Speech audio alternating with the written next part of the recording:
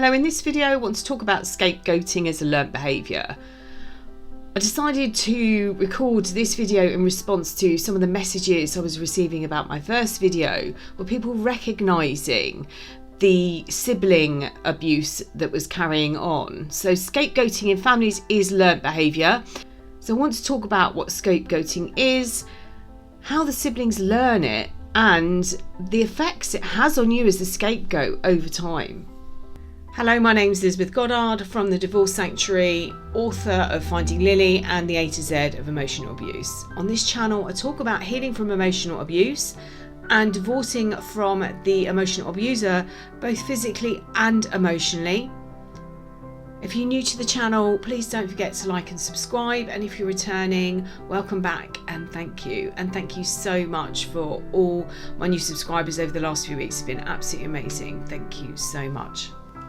The singling out of a person to take the blame for the wrongdoings or the mistakes of another person is known as scapegoating. The definition is a person who is blamed for the wrongdoings, mistakes or faults of others, especially for reasons of expediency. In the Bible, a scapegoat is one of two kid goats. As a pair, one goat was sacrificed, and the living scapegoat was released into the wilderness, taking with it all the sins and impurities. It might be that the feelings of the abuser were not balanced, and they allow how they feel about themselves to get in the way of the facts. It could be that a parent singles out and punishes one child for the wrongdoings of their sibling. Or it could be a teacher who allows their feelings towards one child get in the way of the help or the marks that they give that child, favouring other children in their care. It might be a manager who singles out an employee for more mundane work and favours another employee. Scapegoating involves punishments rather than rewards and is based around judgment. It can bring up feelings of shame, abandonment and guilt. And when we think about families and their bonds, we might see them as caring and supportive or believe they should be. But this isn't always the case, especially if the unit has either a narcissistic or a controlling mother in charge of it, and the scapegoated child is created. As I described in the definition, it was the goat chosen to represent the tribe's sins and impurities. And in the ritual, one goat was sacrificed and the other was set free to wander on its own in the wilderness, freeing the conscience of the tribe. For the purpose of this video, I'm going to speak about the scapegoat child of a controlling mother and her siblings. The emotionally abusive or toxic or controlling mother expects everything done her way, and if that doesn't happen, she needs someone to take the blame. As with other emotional abuses, it's never going to be her fault. So she needs someone to blame to protect her fragile sense of self. A reasonably well-adjusted or emotionally healthy person might get annoyed if something doesn't go to plan or how they visualised it happening. But they can usually work through the process of events that led up to the situation. Because the emotionally abusive mother can't do this, she uses a scapegoat. And if there are young siblings, they begin to learn that behaviour from the time of inception. Between birth and around about 7 or 8 years old, we are sponges and we believe everything we see and hear to be the truth. We look to our caregivers for guidance on how to behave, what to believe and how to react.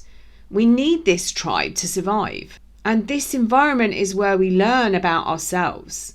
If we're fed negative words or put in situations that aren't healthy emotionally as well as physically, we will carry this information with us for the rest of our lives, unless we're given the opportunity to reprogram it. And this is the reason we end up in abusive relationships, because to us, this isn't abuse.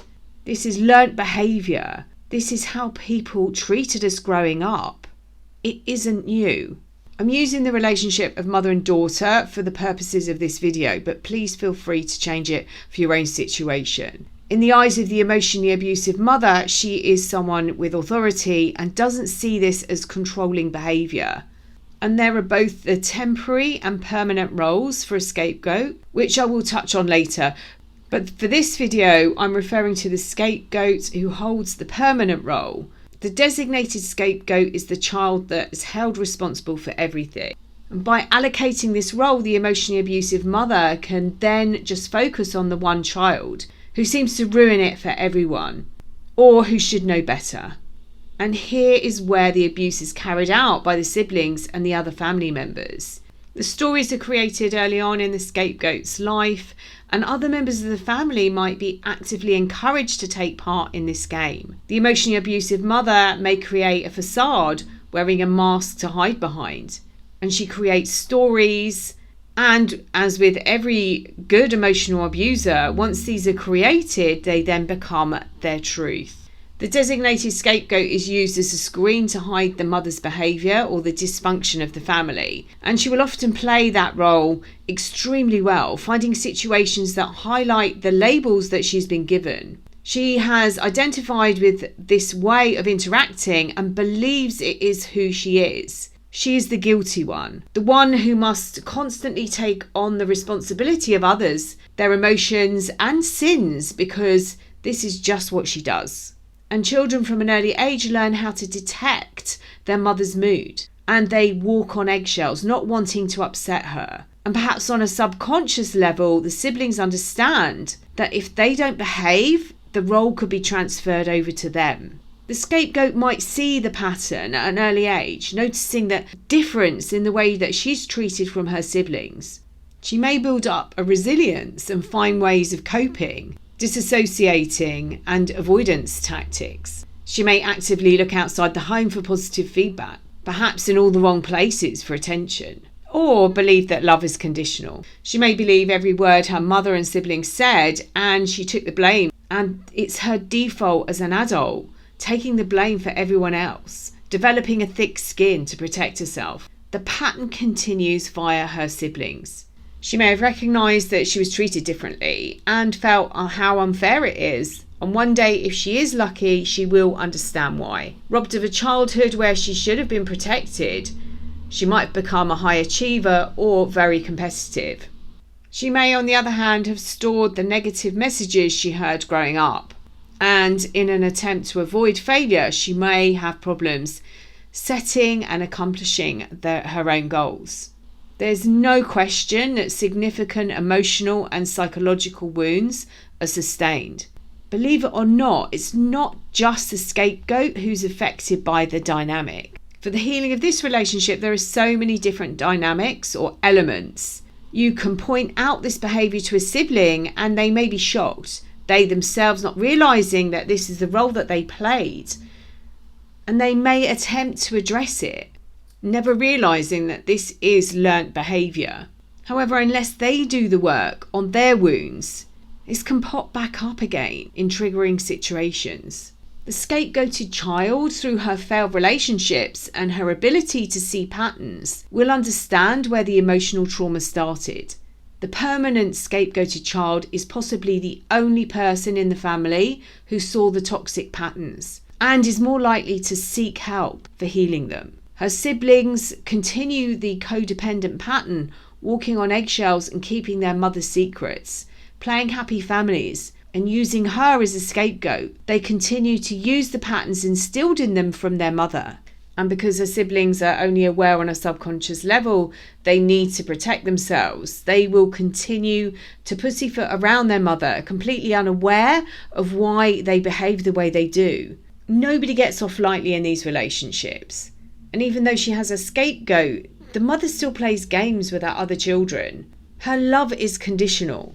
The narcissistic mother sees her children as extensions of herself, and she manipulates each child by changing their roles depending on what her needs are.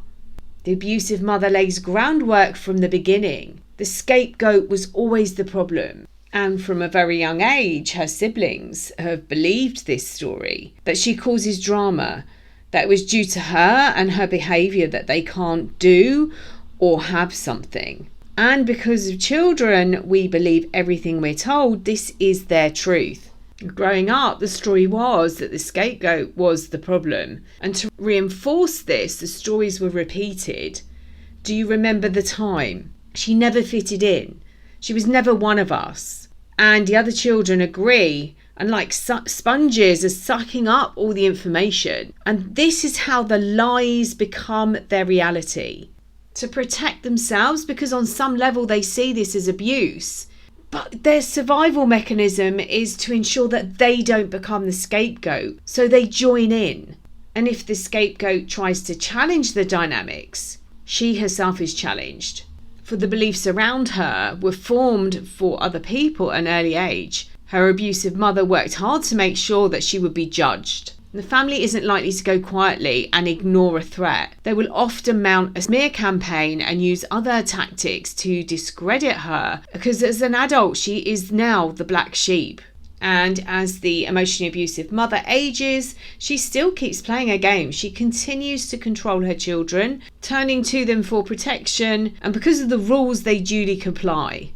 Often the scapegoat is left with no choice but to go no contact with all of them. As I said earlier, she might try to point out the behaviour to her siblings, but unless they see their patterns and acknowledge the abuse and heal their own wounds, they will be triggered by an event and will revert back to the abuser. If the scapegoat tries to go no contact or grey rock with her mother, she might be met with aggression from her siblings and made to feel guilty, perhaps being forced into a caring role. They are still programmed to protect their mother, knowing that they will get their needs met of the conditional love, the attention they equally missed out on. They will still be feeding her fragile ego. But as I said, this doesn't have to be all doom and gloom. Finding and healing the wounds, you can move on and have really healthy relationships. If you've been through this, you've played that role or were given the title of scapegoat, you know exactly how this feels. Could it be that the scapegoat actually scared the emotionally abusive unit? She's the one that cares for others naturally. It's part of who she is. Could it be that her caring nature has been manipulated by the abusive mother who defined her identity into something else? Could it be that her gift was to be empathic? Now that she's been labelled as scapegoat, has lost her empathy and understanding of others' feelings. If she's lucky, she will find a mentor who can help her unpack her gifts and show her that she is not the bad person she senses that she is. The scapegoat might carry a sense of unworthiness from carrying the guilt and responsibility of others. She took on the wrongs and the sins of others as if they belong to her. When she sees the pattern and she's ready to heal the original wounds, she can become the person she was born to be. If you relate to the scapegoated child, listen to your body and start to feel what feels right and what doesn't for you. Don't try to rationalise anyone's behaviour. Yes, your siblings were also victims in this, and you might recognise that your emotionally abusive parent or caregiver experienced it as well. Once you realise what is going on, you have a duty of care to protect yourself. If you decide to break the mould and do the inner healing, they may follow you. But remember, as you remove the label of scapegoat, you are no longer responsible for the guilt and shame of the family unit or responsible for their healing. But it might be time for you to lead by example. I hope you found this video useful. If you'd like to find out more about working with me, particularly about healing the original wounds, you can go to my website. I'll put the links below. I'll also put the links to my self-care workbook and my books, Finding Lily and The A to Z of Emotional Abuse, in the description box below. Please don't forget to like and subscribe to the channel, and I'm sending you loads and loads and loads of love.